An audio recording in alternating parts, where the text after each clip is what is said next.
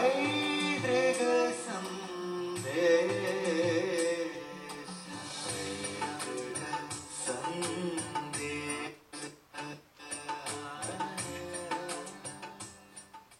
പ്രേക്ഷകർക്ക് എന്റെ പ്രണാമം. എവല്യൂഷൻ അഥവാ പരിണാമത്തിന്റെ വിവിധ ഭാഗങ്ങളെ കുറിച്ച് ഈശ്വര സങ്കല്പത്തിലൂടെ നമ്മൾ പറയുകയാണ്. ചിലരൊക്കെ എന്നോട് ചോദിക്കാറുണ്ട്, സാറേ, മത്സ്യാവതാരം ഉണ്ടായ സമയത്ത് ഋഷിവര്യൻ വന്ന് മഹാവിഷ്ണുവിൻ്റെ അടുത്ത് പ്രാർത്ഥിക്കുന്നു. വേറൊരാൾ ചോദിച്ചു, വാമനാവതാരം ഉണ്ടായിട്ടാണോ പരശുരാമാവതാരം ഉണ്ടായത്? പരശുരാമാവതാരം ഉണ്ടായിട്ടാണോ വാമനാവതാരം ഉണ്ടായത്? എന്താ കാരണം? പരശുരാമനാണ് കേരളം ഉണ്ടാക്കിയത്. അപ്പോൾ മഹാബലി കേരളം ഭരിച്ചു. അപ്പൊ ആദ്യം കേരളം ഉണ്ടാക്കണ്ടേ, എന്നിട്ട് വേണ്ട ഭരിക്കാൻ. അപ്പൊ പരശുരാമൻ ഉണ്ടായതിനു ശേഷമല്ലേ വാമൻ ഉണ്ടായി. ഇവിടെ എല്ലാം നമുക്ക് പറ്റുന്ന അബദ്ധം എന്താണെന്നറിയാമോ? നമ്മളെ അറിയിക്കാൻ ഉദ്ദേശിച്ച കഥകളുണ്ട്, വലിയ വലിയ സന്ദേശങ്ങൾ ഉൾക്കൊള്ളുന്ന കഥകൾ. ആ കഥകളിൽ മാത്രം നമ്മൾ ഒതുങ്ങിക്കൂടുമ്പോഴാണ് ഇതുമാതിരിയുള്ള ഒരു സംശയം ഉണ്ടാവും. ആ കഥയിൽ തന്നെ വളരെ വ്യക്തമായി അത് ഒറിജിനൽ ചരിത്രമല്ലെന്ന് ബോധ്യപ്പെടുത്താനുള്ള സന്ദേശമുണ്ട്. പരശുരാമൻ തെക്കേ അറ്റത്തുനിന്ന് കോടാലിച്ചെറിഞ്ഞ് മഴുവലിച്ചെറിഞ്ഞ് കേരളം ഉണ്ടാക്കി. പാഠശാലയിൽ നിന്ന് ഗോകർണത്തേക്ക് ഒരു കോടാലി അവിടം വരെ പോകുന്നു നിങ്ങൾക്ക് തോന്നണുണ്ടോ? ഒരാൾ എറിഞ്ഞാൽ കോടാലി എറിഞ്ഞ് കരയുണ്ടാവുമെന്ന് നിങ്ങൾക്ക് തോന്നണുണ്ടോ? ഈ കരയെ 64 ഗ്രാമാക്കിയിട്ട് ബ്രാഹ്മണർക്ക് കൊടുത്തു, ശരിയാണെന്ന് തോന്നണുണ്ടോ? ഇതെല്ലാത്തിനും ഒരു ലക്ഷ്യമുണ്ട്. അതായത് കടലിൽ നിന്ന് വീണ്ടെടുത്തതാണ് കര. അതായത് ഇപ്പോഴും നിങ്ങൾക്കറിയാം, നിങ്ങൾ സഹ്യപർവ്വതത്തിന്റെ മുകളിലൊക്കെ ചെന്ന് വളരെ കാര്യമായിട്ട് കുഴിച്ചാൽ ധാരാളം മത്സ്യങ്ങളുടെ, കക്ക, വലിയ വലിയ ജീവികളുടെ സ്കെലിറ്റൽ സിസ്റ്റം കാണാം. എന്താ കാരണം? പണ്ട് കടലായിരുന്നത് പുറകോട്ടെടുത്ത് ഈ വലിയ പർവ്വതമായി മാറിയതാണെന്ന് ആർക്കിയോളജിക്കലി പ്രൂവൺ ആണ്. അപ്പൊ ശരിക്ക് ഈ അവതാരങ്ങളിൽ തന്നെ കുടുങ്ങി നിന്ന് വാമനാവതാരാണോ ആദ്യം ഉണ്ടായത്, പരശുരാമനാണോ ആദ്യം ഉണ്ടായത്? ഇനി വേറെ സംശയമുണ്ട് ചിലർക്ക്, ഈ പരശുരാമൻ നല്ലൊരു മുണ്ടെടുത്തിട്ട് അത് എവിടെയാണ് ഉണ്ടാക്കിയത്? പരശുരാമൻ എടുത്ത മുണ്ട് എവിടെയാണ് ഉണ്ടാക്കിയത്? ബാലരാമപുരം കൈത്തറിയാണോ?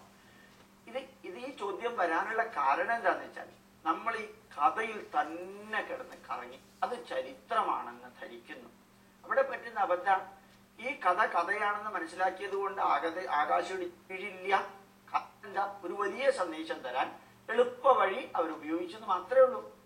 വലിയ സന്ദേശം തരാൻ എളുപ്പ വഴി ഉപയോഗിച്ചു. അപ്പൊ നരസിംഹമൂർത്തി എന്ന അവതാരമുണ്ട്. ഇത് ആസുരീക ശക്തിനും നേരെ ഭക്തിയുടെ പ്രൂഫിനും സൗശീല്യം കൊണ്ട്, നല്ല സുശീലത കൊണ്ട് ഒരു അസുരവംശത്തിൽ ജനിച്ച പ്രഹ്ലാദനും അസാധാരണമാം വിധം ഉജ്ജ്വലനായ ഒരു ഭരണാധികാരിയും ധർമ്മജ്ഞനുമാകാം. എവിടെ ജനിച്ചു എന്നുള്ളതല്ല ഇമ്പോർട്ടന്റ്, ചെയ്യുന്ന പ്രവൃത്തിയും ഉൾക്കൊള്ളുന്ന അറിവുകളുടെയും മഹത്വം എത്രത്തോളം ഉണ്ടെന്നും ഭക്തി എന്താണെന്നും ഭക്തിയുള്ളവനെ പ്രകൃതി എങ്ങനെ സംരക്ഷിക്കുമെന്നും ആസുരീക ശക്തിയെ എങ്ങനെയാണ് നിഗ്രഹിക്കുക എന്നും ഇങ്ങനെയുള്ള പല പല ക്വാളിറ്റീസും ക്വാളിഫിക്കേഷനും ഡിസ്ക്വാളിഫിക്കേഷനും വിവരിക്കാൻ ഈ കഥകളൊക്കെ ഉപയോഗിക്കും. ഹിരണ്യകശിപുവിനെ നിഗ്രഹിക്കാൻ കാരണം എന്താ? എന്റെ പേര് മാത്രമേ പറയാവൂ, ഞാനാണ് എല്ലാം, ഞാനാണ് ഈശ്വരൻ. എല്ലാ നീതിന്യായ വ്യവസ്ഥകളും തകിടം മറിച്ച ഒരു രാജാവായിട്ട് നിന്ന ഹിരണ്യകശിപുവിന്റെ അന്ത്യം കുറിച്ചത് പുത്രനായ പ്രഹ്ലാദന്റെ ഭക്തിയും വിരല് ചൂണ്ടി ഈശ്വരൻ എവിടെ ഉണ്ടെന്ന് കാണിക്കുന്ന ആ കഥയുമാണ്. അപ്പൊ എത്ര ബന്ധപ്പെട്ടവരാണെങ്കിലും, എത്ര വലിയ അധാർമിക കർമ്മങ്ങൾ ചെയ്താൽ അവൻ അന്ത്യമുണ്ട്. ചിലപ്പോൾ അവന്റെ അന്ത്യം ചിന്തിക്കാൻ സാധിക്കുന്നതിനപ്പുറത്ത് ഉള്ള നെഗറ്റീവോട് കൂടി. ആലോചിച്ച് നോക്കാം, അദ്ദേഹത്തിന് ഒരു വരം കിട്ടിയിട്ടുണ്ട് ഹിരണ്യകശിപുവിന്. എന്താ വരം കിട്ടിയത്? നിലത്ത് വെച്ചും നിഗ്രഹിക്കില്ല, ആകാശത്ത് വെച്ച് നിഗ്രഹിക്കില്ല, അകത്ത് വെച്ച് നിഗ്രഹിക്കില്ല, പുറത്ത് വെച്ച് നിഗ്രഹിക്കില്ല, മനുഷ്യൻ നിഗ്രഹിക്കില്ല, അസുരനെ നിഗ്രഹിക്കില്ല, ഈശ്വരനെ നിഗ്രഹിക്കില്ല, സൂര്യൻ ഉദിച്ചിരിക്കുമ്പോഴും നിഗ്രഹിക്കില്ല, സൂര്യൻ അസ്തമിച്ചു കഴിഞ്ഞാലും നിഗ്രഹിക്കില്ല. ഒരു മനുഷ്യൻ മരിക്കാൻ ഏതൊക്കെ കണ്ടീഷൻ ഉണ്ടോ ആ കണ്ടീഷനിൽ നിന്നെല്ലാം മോചനം നേടിയ ആളാണ് ഹിരണ്യകശിപു. എന്നാലും അയാൾക്കും അന്ത്യമുണ്ട്. മനുഷ്യനല്ല നിഗ്രഹിച്ചത്, നരസിംഹമൂർത്തി. എവിടെയാ ശരിക്കും നിഗ്രഹിച്ചത്? അകത്തുമല്ല പുറത്തുമല്ല, ശരിക്കും ഉമ്മറപ്പടിയിൽ ഇരുന്നോണ്ടാണ്.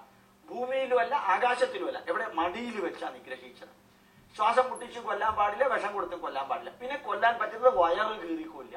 ശരിയോ തെറ്റോ എന്നുള്ളതല്ല. നിങ്ങൾക്ക് എന്തെല്ലാം ക്വാളിഫിക്കേഷൻ ഉണ്ടെങ്കിലും, എന്തെല്ലാം നിങ്ങൾക്ക് ക്വാളിറ്റി ഉണ്ടെന്ന് ധരിക്കുന്നുണ്ടെങ്കിലും, ഞാൻ ശക്തനാണെന്ന് ധരിക്കുമ്പോഴും, പ്രകൃതി നിയമത്തിന് അതീതനാണ് ഞാൻ എന്ന് ധരിക്കുമ്പോഴും, പ്രകൃതിക്ക് ഇതെല്ലാം കൺട്രോൾ ചെയ്യാനുള്ള ഒരു മെക്കാനിസം ഉണ്ടെന്ന് ഓർമ്മിപ്പിക്കാനാണ് യഥാർത്ഥത്തിൽ ഈ നരസിംഹാവതാരത്തിന്റെ കഥ മുഴുവനും പറഞ്ഞിരിക്കുന്നത്. ഭാഗവതമൊക്കെ വായിക്കുമ്പോൾ എനിക്ക് തോന്നാറുണ്ട്, ഈശ്വര ഒരു ജന്മം ഇട്ടുണ്ടെങ്കിൽ ഇത് മുഴുവനും, ഈ ലോകം മുഴുവനും പറഞ്ഞുകൊടുത്ത് ഇതല്ലേ വസ്തുത എന്നൊന്ന് ഓർമ്മിപ്പിക്കണമെന്ന് എനിക്ക് തോന്നാറുണ്ട്. കഴിഞ്ഞ 2-3 ചൊവ്വാഴ്ചകൾക്ക് മുമ്പ് ഞാൻ ഈ കൂർമാവതാരത്തെ കുറിച്ച് പറഞ്ഞപ്പോൾ ബോംബെയിൽ നിന്ന് ധാരാളം പേര് അവര് പറയണ്ടായി, സാർ ഇത്രയും യുക്തിക്ക് നിരക്കുന്നതായ ഒരു എവല്യൂഷൻ തിയറി എന്തുകൊണ്ടാണ് ആരും പറഞ്ഞു കൊടുക്കാത്തത്? അതെനിക്ക് അറിഞ്ഞൂടാ എന്ന് ഞാൻ പറഞ്ഞു. പക്ഷെ കേൾക്കുമ്പോൾ മനസ്സിലാക്കാൻ ഒരു വിഷമവും ഇല്ല. ഏത് ക്രിസ്ത്യാനിക്കും മുസൽമാനും ഹിന്ദുവിനും ജൂതനും ഏത് യുക്തിവാദിക്കും നിരീശ്വരവാദിക്കും ഈശ്വര വിശ്വാസിക്കും മനസ്സിലാക്കാൻ ഒരു തരത്തിലും ബുദ്ധിമുട്ടുള്ളതില്ല.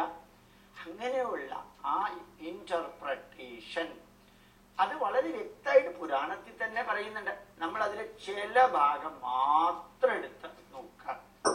കണ്ണ് കാണാൻ പറ്റവർ ആനയെ കാണാൻ പോയ മാതിരിയാണ് നമ്മൾ ചെയ്യാം. തുമ്പിക്കൈ എടുത്തപ്പോഴത്തേക്ക് ആരോ ഒരാൾ പറഞ്ഞു ഇത് ഒലക്ക മാതിരിയുണ്ട്, കാല് നോക്കിയപ്പോ മത്തളം മാതിരി ഉണ്ടെന്ന് പറഞ്ഞു, ചെവി നോക്കിയപ്പോ മുറം മാതിരി ഉണ്ടെന്ന്. ഓരോ ഭാഗമായിട്ടാണ് നമ്മൾ അനലൈസ് ഇന്റഗ്രേറ്റഡ് ആയിട്ട് അന്വേഷിച്ചുമ്പോഴാണ് ശരിക്കും അവതാരങ്ങളുടെ മഹത്വം നമുക്ക് അറിയാൻ സാധിക്കും.